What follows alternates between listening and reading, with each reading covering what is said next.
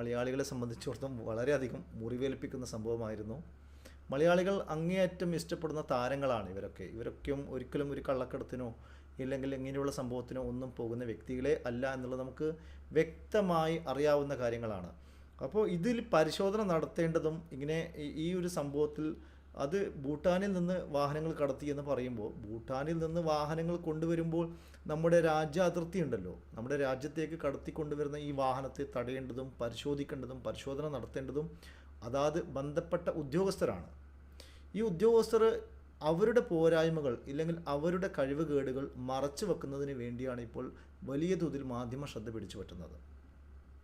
അല്ലാതെ ദുൽഖർ സൽമാനോ പൃഥ്വിരാജോ ഡയറക്റ്റ് ഭൂട്ടാനിൽ പോയതോ അവിടെയുള്ള വാഹനങ്ങൾ ഇങ്ങോട്ട് കൊണ്ടുവന്നതോ അവർ കച്ചവടം നടത്തിയതോ ഒന്നുമല്ലല്ലോ. ഈ താരങ്ങൾ ആരും ഈ കച്ചവടത്തിൻ്റെ ഭാഗമല്ല. താരങ്ങൾക്ക് ഇഷ്ടപ്പെട്ട ഒരു വാഹനം കാണുമ്പോൾ ആ വാഹനം അവർ സ്വന്തമാക്കാൻ ശ്രമിച്ചു, സ്വന്തമാക്കി